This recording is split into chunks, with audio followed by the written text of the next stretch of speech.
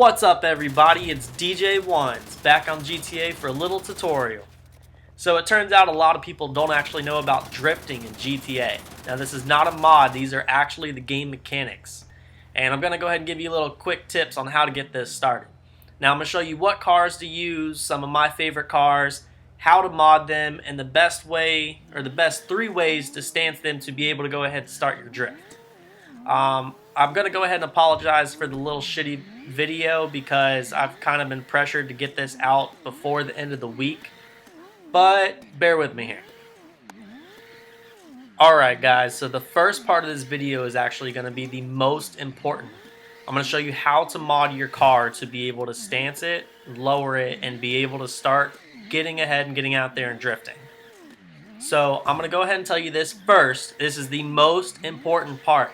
Do not put bulletproof tires on your car. If you put bulletproof tires on your car, you will not be able to lower it and you will just have a regular car. You cannot take the tires off. It is irreversible. You are fucked. Now that being said, anything else you do from this point on is easy. You can always go back, you can change it. Everything else is customizable. Now the next thing is your spoiler. You just don't want a spoiler in your car. I feel like this is pretty self-explanatory, but basically a spoiler adds downforce to the rear of your car. It gives you more traction, more drag. This obviously is not something you want to have when you're trying to perform a drift. And lastly, the last thing you're going to want is your suspension. You don't actually want maximum competitive suspension, you want sport suspension.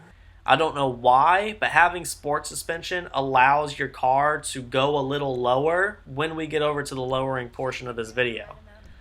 So other than that, you can have anything else. You don't really need to worry about if you have or can't get armor. It's not that big of a deal. Obviously, try to upgrade the brakes, the turbo, the engine, make your car a little faster. Every little thing's going to help. And then, make it look good because, you always want your drift car to look nice. Alright, and finally we'll be talking about actually lowering your cars. Now you can really do this with any car, but every car behaves a little bit differently. Some of my favorites are actually the Rapid GT, the Drift Tampa, the Fusilier, the Comet Retro, and my 2 favorites are the Ruiner and the Futo. Now there's 3 different ways to lower your car, and each one's going to be slightly a little bit different. It might work with some cars, it might work with some other different cars, so I'm going to go ahead and show you all 3 of those. Now the first 2 methods are the most common because there are absolutely no requirements. You only need a gun that just shoots consecutively to be able to lower your car. Now I use the carbon rifle because it's my favorite and it lowers the car the quickest. But basically what you're going to do for your first method is aim for the center of the rim. Anywhere within that circle center part of the rim, just shoot within sight of that, your car will lower twice. You should have to do that for every single rim all the way around. Once you see it lower twice, you're good to go. Now sometimes that doesn't actually work and it'll do too much damage to your car that it will either blow up or just not work properly, like the engine will kind of like fade in and out a little bit on you.